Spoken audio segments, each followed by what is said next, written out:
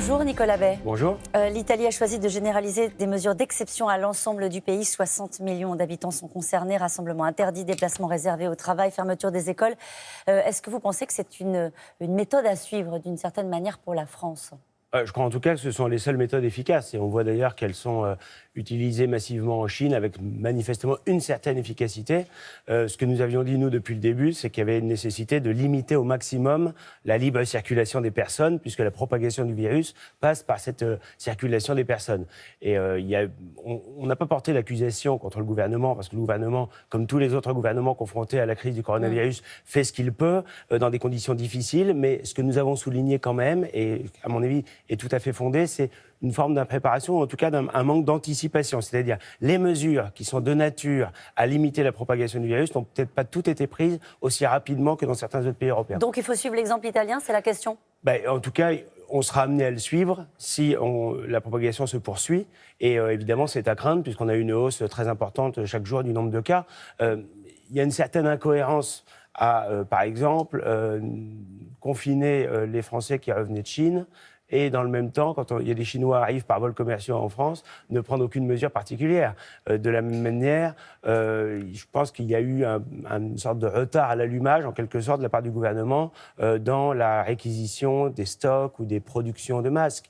L'Allemagne, il y a déjà plusieurs jours, a interdit toute forme d'exportation de matériel médical. La France n'a toujours pas pris de telles mesures. Donc, les mesures prises par le gouvernement ne sont pas forcément mauvaises en tant que telles, mais elles sont prises souvent tardivement. Mais vous expliquez ce matin qu'il faut monter en pression sur les mesures prises, et vous nous expliquez qu'il faut suivre l'exemple italien. Ça a des conséquences derrière. Il faut essayer d'anticiper plutôt que de réagir. Alors c'est vrai que ce n'est pas sans conséquences, notamment sur l'activité économique. On va en parler dans un instant. Mais lorsqu'il s'agit de la santé et donc de la vie des Français, il ne faut se restreindre d'aucune précaution. Le ministre de la Culture, Franck Riester, est contaminé, on l'a appris hier soir. Est-ce que vous demandez que l'ensemble des membres du gouvernement soient testés, que le président de la République soit testé au coronavirus? Écoutez, je crois que ça relève davantage du choix individuel. Donc, il ne s'agit pas de demander à ce que les personnes, contre leur gré ou sans leur accord, soient testées. En revanche, tous ceux qui comportent manifestement des symptômes doivent avoir en responsabilité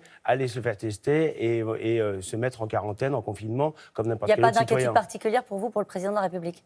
Sur les sorties? Moi, j'ai pas d'informations précises. Je pense que lui-même et son entourage sont les mieux placés pour savoir s'il y a un risque ou pas. Sur les sorties, sur le fait qu'ils se rendent dans des rassemblements publics? Je crois qu'il y a une logique, c'est de limiter encore une fois au maximum les déplacements, parce que les déplacements des personnes, c'est la propagation du virus. Alors les bourses se sont effondrées hier. Donald Trump a annoncé de son côté qu'il détaillera des mesures majeures, des mesures d'exception de grande ampleur. Qu'attendez-vous de la Banque centrale européenne ?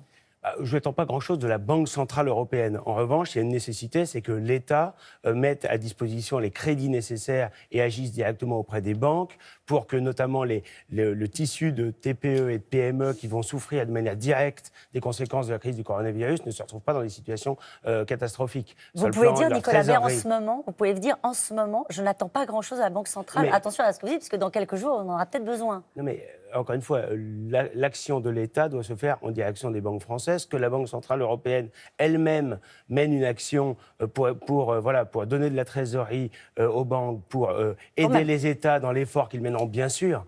Mais je crois que c'est d'abord à l'État. On le voit d'ailleurs dans ces grandes crises.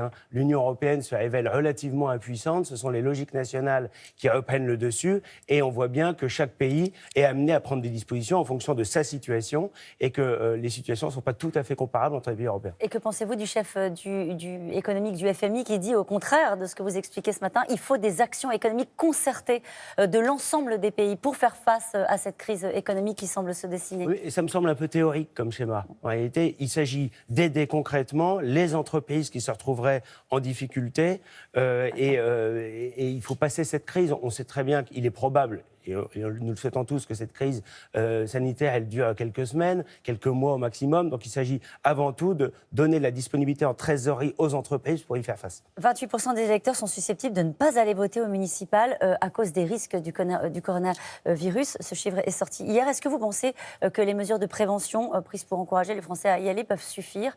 Ou est-ce que vous craignez un risque sur la participation à ces municipales? Il y a un vrai risque, en effet, c'est que beaucoup de nos compatriotes préfèrent ne pas aller voter.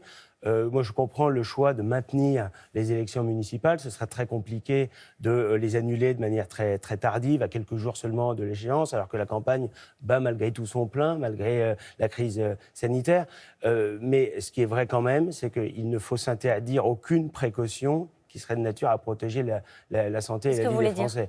C'est-à-dire que s'il avait fallu annuler ou reporter plutôt les élections municipales, il ne fallait pas hésiter à le faire. Maintenant, je pense qu'on est arrivé à 4 jours ou 5 jours de l'échéance. C'est difficilement envisageable, mais en revanche, il faut prendre la batterie de mesures nécessaires pour que, notamment dans les bureaux de vote, le jour du scrutin, il y ait le moins de risques de propagation possible. S'il y a une forte abstention, ça peut peser sur la fiabilité du scrutin ? Vous avez des interrogations ? Si l'abstention était très forte, anormalement forte, ça poserait une vraie question démocratique. Si l'abstention reste raisonnable, comme à d'autres scrutins, on pourra considérer que la démocratie a pu s'exprimer normalement.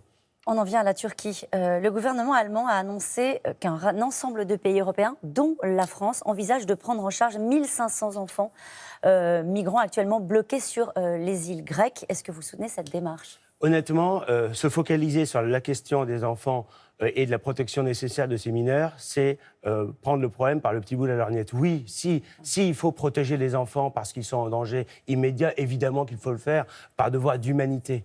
Mais le problème n'est pas là. Le problème, c'est que Erdogan, le sultan islamiste Erdogan, veut organiser un grand empire ottoman, a une démarche d'agression à l'égard de l'Europe, agresser notre frontière, inciter des hommes à attaquer au cocktail Molotov les frontières extérieures de l'Union européenne, mène une action militaire sur le territoire syrien, sur le territoire souverain de la Syrie, en soutenant les factions islamistes. Et donc, ça nécessite une riposte complète, c'est-à-dire exactement le contraire de la voie dans laquelle s'engage l'Union européenne. Ça serait quoi une riposte ? Très rapidement, l'Union européenne est prête à verser à nouveau de l'argent, alors qu'on a déjà versé 50 milliards d'euros en 20 ans à la Turquie, entre les fonds de préadhésion, les aides de la Banque européenne d'investissement pour des équipements et des entreprises en Turquie. Effectivement, 6 milliards au titre du contrôle des flux migratoires, riposte politique, riposte diplomatique, riposte économique.